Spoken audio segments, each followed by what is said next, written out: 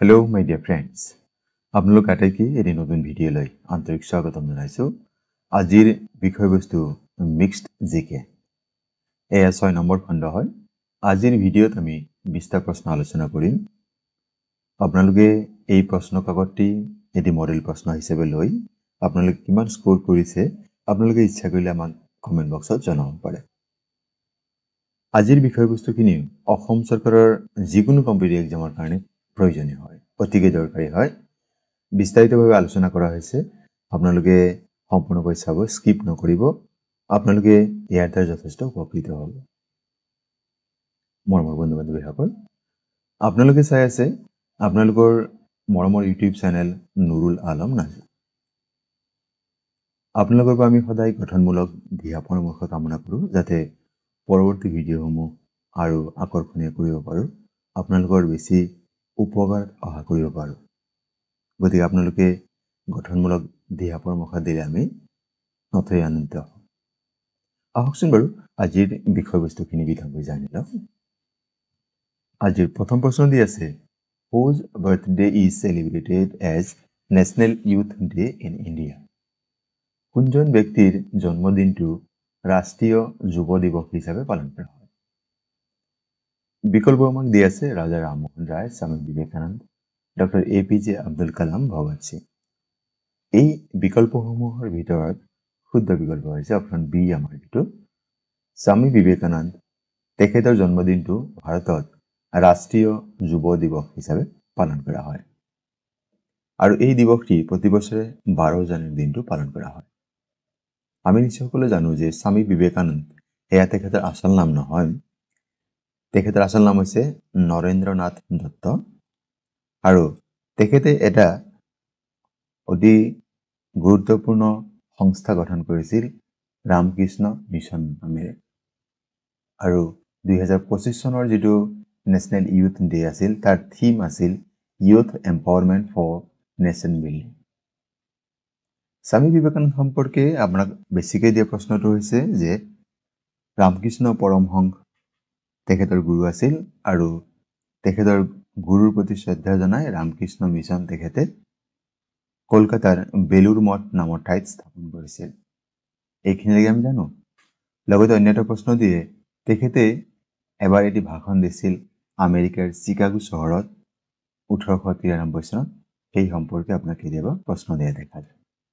গতিকে আপুনি যেতিয়াই কোনোবা এটা প্ৰশ্ন এটা পঢ়িছে, যেনেকৈ মই ইয়াত কোন দিৱসটি পালন কৰা হয় তাৰ লগতে এইখিনি দৰকাৰী কথা আপোনাক জনালোঁ, আপোনালোকে যিকোনো প্ৰশ্নৰ যেতিয়া উত্তৰসমূহ ৰেডি কৰি আছে তেনেকৈ আনুষংগিক তথ্যসমূহ সংযোগ কৰি ল'ব। তেতিয়া আপোনাৰ যিকোনো কম্পিটিটিভ এক্সামত আপোনাৰ কাৰণে অতি সহজ হৈ যাব, আৰু অনায়াসে আপোনাৰ সেই কম্পিটিটিভ এক্সামসমূহ পাছ হৈ যাব। Question number 2, where is the headquarters of Reserve Bank of India? ভাৰতীয় ৰিজাৰ্ভ বেংকৰ মুখ্য কাৰ্যালয় ক'ত অৱস্থিত? ইয়াত বিকল্প দিছে নতুন দিল্লী, মুম্বাই, কলকাতা, বাংগালুৰু। শুদ্ধ উত্তৰ হৈছে মুম্বাই। এটা কথা মন কৰিব যে যিখিনি বিত্ত সম্পৰ্কীয় যিখিনি বেংক বা অনুষ্ঠান আছে, অনুষ্ঠান প্ৰতিষ্ঠান যেনেকৈ NABARD, state bank of India, এনেধৰণৰ প্ৰায়বোৰ বিত্তীয় অনুষ্ঠানৰ মুখ্য কাৰ্যালয় মুম্বাইত অৱস্থিত। সেইকাৰণে মুম্বাইক ফাইনেন্সিয়েল কেপিটেল অফ ইণ্ডিয়া বুলি জনা যায়। আমি নিশ্চয় জানো ভাৰতৰ ৰাজনৈতিক কেপিটেল, পলিটিকেল কেপিটেল হৈছে নতুন দিল্লী, তেনেকৈ ফাইনেন্সিয়েল কেপিটেল হৈছে মুম্বাই। গতিকে সেই প্ৰশ্নটো কেতিয়াবা আমাক দিয়ে, আৰু যদি আপোনাক ধৰক দিছে কেতিয়াবা ষ্টেট বেংক অফ ইণ্ডিয়াৰ মুখ্য কাৰ্যালয় ক'ত অৱস্থিত? মুম্বাই। নাবাৰ্ডৰ মুখ্য কাৰ্যালয় ক'ত অৱস্থিত? মুম্বাই। প্ৰায়বোৰ যিখিনি বিত্তীয় প্ৰতিষ্ঠান আছে তাৰ মুখ্য কাৰ্যালয় মুম্বাইত আছে। ৰিজাৰ্ভ বেংক সম্পৰ্কে আৰু কেইটামান কথা জানি লওঁ। এই ৰিজাৰ্ভ বেংক যদি কোৱা হয়, ভাৰতৰ কেন্দ্ৰীয় বেংকটোৰ নাম কি? Central bank of India. সেইকাৰণে কোৱা হয় বেংকাৰ্ছ বেংক। বেংকবিলাকৰ যদি বেংক হয় সেয়া হৈছে ৰিজাৰ্ভ বেংক অফ ইণ্ডিয়া। এয়া 1935 চনৰ 1 এপ্ৰিল তাৰিখে স্থাপন কৰা হৈছিল। ৰিজাৰ্ভ বেংক কেতিয়া স্থাপন কৰা হৈছিল? 1 এপ্ৰিল 1935। আৰু ৰিজাৰ্ভ বেংকৰ প্ৰথমগৰাকী গভৰ্ণৰ তেওঁ আছিল ছাৰ অছবৰ্ণ স্মিথ। আৰু যদি কোৱা হয় ভাৰতীয় মানুহ যিজনে ৰিজাৰ্ভ বেংকৰ গভৰ্ণৰ হৈছিল, তেখেতে CD দেশমুখ। বৰ্তমান ৰিজাৰ্ভ বেংকৰ গভৰ্ণৰ হৈছে সঞ্জয় মালহোত্ৰা। কেতিয়াবা প্ৰশ্ন দিয়ে যে ৰিজাৰ্ভ বেংকৰ যেটো প্ৰতীক আছে তাত কি জন্তুৰ ছবি আছে যেতিয়া এইটো ভাৰত স্বাধীন হোৱাৰ আগলৈকে মানে ইংৰাজে যেতিয়া ইয়াক স্থাপন কৰিছিল তেতিয়া ইয়াৰ প্ৰতীক চিহ্ন আছিল লায়ন পৰৱৰ্তী সময়ত ভাৰতৰ যেটো ৰাষ্ট্ৰীয় জন্তু টাইগাৰ হেয়ালে পৰিৱৰ্তন কৰা হৈছে টাইগাৰ কি ৰিপ্ৰেজেন্ট কৰে তাৎপৰ্য কি to represent strength and power তাৰ লগতে এটা গছ আছে সেই গছটো হৈছে তাল গছ পাম ট্ৰি এই কি ইয়াৰ প্ৰতীক হয় ভাইটেলিটি গ্ৰোথ এণ্ড ৰেজিলিয়েন্স গতিকে এটা আপোনাক দিব পাৰে আৰু এই প্ৰশ্নৰ আপোনাক বহুত সময় দিয়ে যে প্ৰথম গভৰ্ণৰ ৰিজাৰ্ভ বেংকৰ গভৰ্ণৰ কোন আছিল অন্যটা প্ৰশ্ন দিব first Indian governor of RBI তেতিয়া হ'ব সিডি দেশমুখ এই প্ৰশ্নখিনি আপোনালোকে স্ক্ৰীনশ্বট লৈ ল'ব পাৰে বা নতুবা আপোনালোকে নোট ডাউন কৰি ল'ব পৰৱৰ্তী প্ৰশ্ন What is the capital city of Jharkhand? Jharkhand ৰাজ্যৰ ৰাজধানী চহৰৰ নাম কি দেহৰাদুন সিমলা ৰাঁচী মোহালি ইয়াৰ শুদ্ধ উত্তৰ হৈছে ৰাঁচী মনত ৰাখিবৰ কাৰণে আপুনি যদি ক্ৰিকেট ভাল পায় আৰু মহেন্দ্ৰ সিং ধোনীৰ এগৰাকী ফেন হয় আপোনাৰ নিশ্চয় এই নামটো মনত থাকিব কাৰণ ৰাঁচীৰ সৈতে সম্পৰ্ক আছে এই ঝাৰখণ্ড 2000 চনৰ 15 নৱেম্বৰ তাৰিখে নতুন ৰাজ্য হিচাপে গঠিত হৈছিল পৰৱৰ্তী প্ৰশ্ন Where is the Victoria Memorial located? এই প্ৰশ্ন বহুত সময় দিয়ে দেখা যায় নিম্নলিখিত কোনখন ঠাইত বা কোনখন চহৰত ভিক্টোৰিয়া মেমৰিয়েল অৱস্থিত বিকল্প দি আছে কলকাতা হায়দৰাবাদ আহমেদাবাদ পাটনা ইয়াৰ শুদ্ধ উত্তৰ হৈছে পশ্চিমবংগৰ ৰাজধানী চহৰ কলকাতাত এই ভিক্টোৰিয়া মেমৰিয়েল অৱস্থিত এই ভিক্টোৰিয়া মেমৰিয়েল স্থাপন হৈছিল 1906 ৰ পৰা 21 চনৰ ভিতৰত ব্ৰিটিছ সকলে এয়া স্থাপন কৰিছিল It is dedicated to the memory of Queen Victoria. আসলে কুইন ভিক্টোৰিয়াৰ সন্মানাৰ্থে নিৰ্মাণ কৰা হৈছিল তেখেতে 1876 চনত 1876 ৰ পৰা 1901 লৈকে তেখেতে ৰাণী হৈ আছিল আৰু তেখেতৰ সন্মানাৰ্থে এই ভিক্টোৰিয়া মেমৰিয়েল নিৰ্মাণ কৰা হৈছিল এনে ধৰণৰ অন্য এটা প্ৰশ্ন আমাক দিয়ে Which city is known as Golden Temple? এয়া হৈছে পঞ্জাবৰ অমৃতসৰ এই প্ৰশ্ন দুটা প্ৰায় দিয়ে লেখা যায় এই এডিআৰ পৰীক্ষা বিশেষকৈ আৰু আসাম পুলিচৰ পৰীক্ষা Where is the headquarters of Sahitya Academy located? সাহিত্য একাডেমীৰ মুখ্য কাৰ্যালয় কোন ঠাইত অৱস্থিত বিকল্প দি আছে শিলং ভুৱনেশ্বৰ নতুন দিল্লী শুদ্ধ উত্তৰ হৈছে সাহিত্য একাডেমীৰ মুখ্য কাৰ্যালয় হৈছে নতুন দিল্লীত আৰু ইয়াক 1954 চনৰ 12 মাৰ্চ তাৰিখে স্থাপন কৰা হৈছিল Which Indian ruler is known as Napoleon of India? কোনজন ভাৰতীয় শাসকক ভাৰতৰ নেপোলিয়ন বুলি জনা যায় আমি নিশ্চয়কৈ জানো যে নেপোলিয়ন বোনাপাৰ্টে নামৰ এজন অতি বিচক্ষণ শাসক আছিল এতিয়া কোনজন ব্যক্তিক ভাৰতৰ নেপোলিয়ন বুলি জনা যায় বিকল্প যে সমুদ্ৰগুপ্ত আকবৰ চন্দ্ৰগুপ্ত মৌৰ্য মোহাম্মদ বিন তুগলক ইয়াৰ শুদ্ধ উত্তৰ হৈছে সমুদ্ৰগুপ্ত অপচন এ আমাৰ কাৰণে শুদ্ধ উত্তৰ হয় সমুদ্ৰগুপ্তক ভাৰতৰ নেপোলিয়ন বুলি কোৱা হয় কাৰণটো আমি জানিলো তেখেতৰ অসামান্য সামৰিক অভিযান আৰু তেওঁৰ বিশাল সাম্ৰাজ্য বিস্তাৰৰ বাবে এই উপাধি দিয়া হৈছিল তেওঁ গুপ্ত সাম্ৰাজ্যৰ এজন শ্ৰেষ্ঠ শাসক গতিকে দিব পাৰে যে সমুদ্ৰগুপ্ত কোনটো শাসক গোষ্ঠী আছিল উত্তৰ হ'ব গুপ্ত সাম্ৰাজ্যৰ আৰু তেখেতৰ যেটো শাসনকাল আছিল 355 খ্ৰীষ্টাব্দৰ পৰা 380 খ্ৰীষ্টাব্দলৈকে তেখেতৰ শাসন কাৰ্য চলি আছিল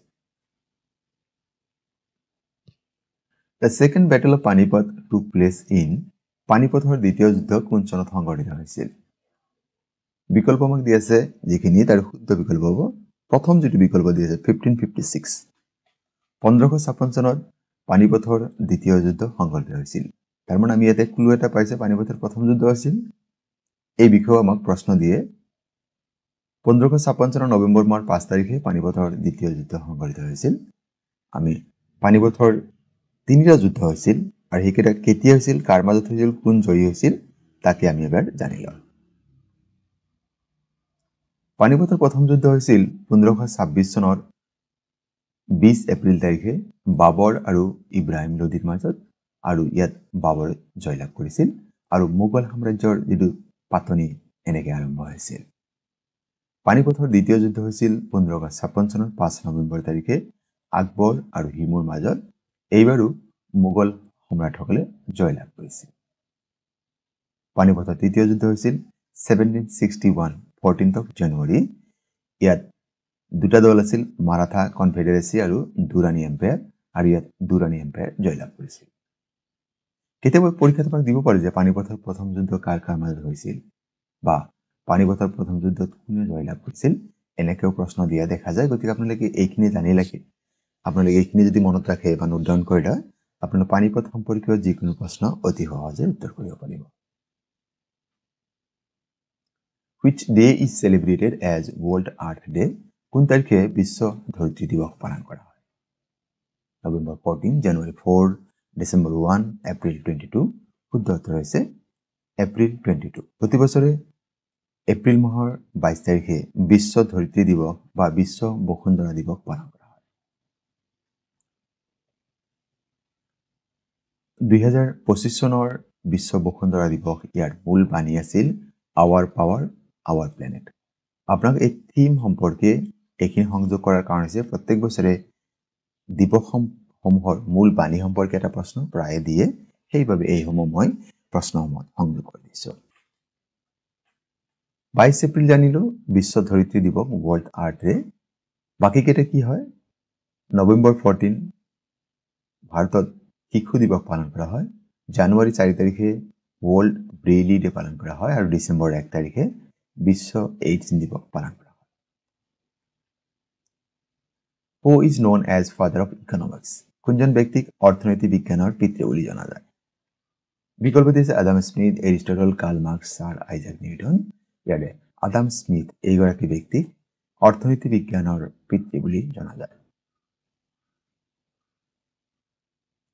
Oscar award is given in the field of কোনটো ক্ষেত্ৰত অস্কাৰ বঁটা প্ৰদান কৰা হয়?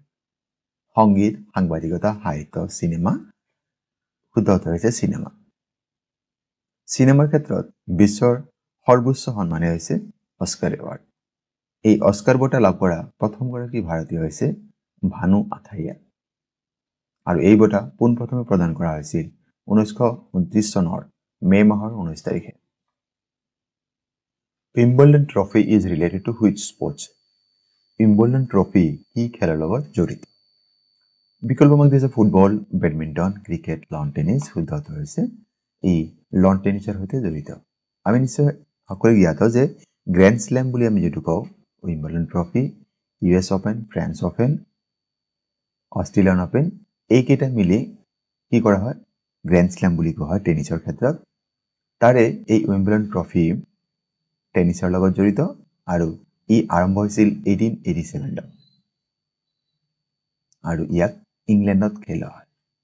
উইম্বলডন ট্ৰফি প্ৰতি বছৰে জুন জুলাই মাহত অনুষ্ঠিত হয়। পৰৱৰ্তী প্ৰশ্ন, where is the headquarters of UNICEF? ইউনিচেফৰ মুখ্য কাৰ্যালয় ক'ত অৱস্থিত? ইউনিচেফ যিটো শব্দ দেখা পাইছে, ই আচলতে ৰাষ্ট্ৰসংঘ ইউনাইটেড নেশ্যনছ অৰ্গেনাইজেশ্যনৰ এটা বিশেষ অংগ, স্পেচিয়েলাইজড এজেঞ্চি বুলি কোৱা হয়। ইউনিচেফৰ সম্পূৰ্ণ ৰূপ হৈছে United Nations International Children's Emergency Fund. ইয়াৰ মুখ্য কাৰ্যালয় ক'ত? New York, Geneva, Shanghai, London. শুদ্ধ উত্তৰ হৈছে ইউনিচেফৰ মুখ্য কাৰ্যালয় নিউয়ৰ্ক, আমেৰিকা যুক্তৰাষ্ট্ৰৰ নিউয়ৰ্ক চহৰত অৱস্থিত, আৰু এই ইউনিচেফ গঠন কৰা হৈছিল 1946 চনৰ 11 ডিচেম্বৰ তাৰিখে। পৰৱৰ্তী প্ৰশ্ন আপোনাৰ বাবে। ইয়াৰ উত্তৰ দি আপুনি কমেণ্ট বক্সত জনাব। Name the smallest country in the world in terms of area. মাটিকালিৰ ফালৰ পৰা বিশ্বৰ ক্ষুদ্ৰতম দেশখনৰ নাম কি? বিকল্প দিছে Malaysia, Singapore, Vatican City, Sri Lanka. আপুনি নিশ্চয় শুদ্ধ উত্তৰ দি গম পায়, আমাক কমেণ্ট বক্সত জনাবচোন। Question 14, where is the headquarters of SAARC located? কোন ঠাইত সাৰ্কৰ মুখ্য কাৰ্যালয় অৱস্থিত? ইয়াত যিখিনি বিকল্প দি আছে তাৰ শুদ্ধ বিকল্প হৈছে কাঠমাণ্ডু, নেপাল। নেপালৰ ৰাজধানী চহৰ কাঠমাণ্ডুত সাৰ্কৰ মুখ্য কাৰ্যালয় অৱস্থিত। সাৰ্ক সম্পৰ্কে আৰু কেইটামান অতিৰিক্ত কথা জানি লওঁ। এই সাৰ্ক ইয়াৰ সম্পূৰ্ণ ৰূপ হৈছে South Asian association for regional cooperation. ইয়াক গঠন কৰা হৈছিল 1985 চনৰ 8 ডিচেম্বৰ তাৰিখে বাংলাদেশৰ ৰাজধানী চহৰ ঢাকা আৰু ইয়াত বৰ্তমান সদস্য সংখ্যা হৈছে 8খন দেশ আছে 8খন দেশ হৈছে আফগানিস্তান বাংলাদেশ ভুটান ইন্ডিয়া মালদ্বীপছ নেপাল পাকিস্তান আৰু শ্ৰীলংকা আৰু যদি কোৱা হয় একেবাৰে শেষত কোনখন দেশে ইয়াত যোগদান কৰিছে উত্তৰ দিয়া হ'ব আফগানিস্তানে জইন কৰিছে 2007 চনৰ এপ্ৰিল মাহ কেতিয়াবা প্ৰশ্ন দিয়ে নিম্নলিখিত কোনখন দেশ সাৰ্কৰ সদস্য নহয় এলে সাৰ্কৰ সদস্য দেশসমূহ মনত ৰাখাৰ এটা সহজ কি টিপ আছে কি টিপটো আপোনালোকে জানি লওক এই মাজৰখিনি লাইন মনত ৰাখিব ইয়াত চাওক কি লিখা আছে MBBS স্পেইন এইখিনি যে shortcut M for Maldives B for Bangladesh B for Bhutan S for Sri Lanka P for Pakistan A for Afghanistan I for India and for Nepal MBBS Spain এইখিনি মনত ৰাখিলে আপোনাৰ সাৰ্কৰ যিখিনি সদস্য ৰাষ্ট্ৰ আছে 8টা সদস্য ৰাষ্ট্ৰ আছে এইখিনি আমাৰ অতি সহজে মনত থাকিব পৰৱৰ্তী প্ৰশ্ন Who discovered cell কোন গৰাকী বিজ্ঞানীয়ে কোষ আৱিষ্কাৰ কৰিছে বিকল্প দিছে Thomas Alva Edison Joseph Priestley sir Isaac Newton Robert Hooke ইয়াৰ শুদ্ধ উত্তৰ হৈছে ৰবাৰ্ট হুক এই গৰাকী ব্ৰিটিছ বিজ্ঞানীয়ে কোষ আৱিষ্কাৰ কৰিছিল কেতিয়া 1665 চনত 1665 Name the first Assamese book that received the Sahitya Academy Award সাহিত্য একাডেমি বঁটা লাভ কৰা প্ৰথম অসমীয়া গ্ৰন্থৰ নাম কি মৃত্যুঞ্জয় বনফুল পাতাল ভৈৰৱী দেওলাংখৈ শুদ্ধ উত্তৰ হৈছে বনফুল নামৰ গ্ৰন্থখনে 1955 চনত এই সাহিত্য একাডেমি বঁটা লাভ কৰিছিল আৰু এই বনফুল নামৰ গ্ৰন্থকাৰ হৈছে জ্যোতিন্দ্ৰনাথ Duwara Question number 17 Which of the following is known as fourth pillar of democracy নিম্নলিখিত কোনটো গণতন্ত্ৰৰ চতুৰ্থ স্তম্ভ বুলি জনা যায় বিকল্পমাক দিছে লেজিসলেচাৰ বা বিধানমণ্ডল এক্সিকিউটিভ কাৰ্যপালিকা মিডিয়া বা সংবাদ মাধ্যম জুডিচিয়াৰী বা ন্যায়পালিকা ইয়াৰে আমাৰ অপচন সি যেটো দি আছে সংবাদ মাধ্যম মিডিয়া ইয়াক গণতন্ত্ৰৰ চতুৰ্থ স্তম্ভ বা ফোৰ্থ পিলাৰ অফ ডেমোক্ৰেসি বুলি জনা যায় এনে গণতন্ত্ৰৰ বাকি তিনটা স্তম্ভ হৈছে লেজিসলেচাৰ এক্সিকিউটিভ এণ্ড জুডিচিয়াৰী এই মিডিয়া বুলি ক'লে আসলতে প্ৰিন্টিং আৰু ইলেক্ট্ৰনিক দুইটাকে সামৰি লোৱা হয় ছপা আৰু ইলেক্ট্ৰনিক মাধ্যম দুইটাকে মিডিয়াত সামৰি লোৱা হয় UNESCO gives Kalinga prize in which field UNESCO কোনটো ক্ষেত্ৰৰ অৱদানৰ বাবে কলিঙ্গ পুৰস্কাৰ প্ৰদান কৰে literature sports social welfare science and technology ইয়াৰ শুদ্ধ উত্তৰ হৈছে সায়েন্স এণ্ড টেকনলজি বিজ্ঞান আৰু প্ৰযুক্তিবিদ্যাৰ ক্ষেত্ৰত উল্লেখনীয় অৱদানৰ বাবে ইউনেস্কোই কলিঙ্গ পুৰস্কাৰ প্ৰদান কৰে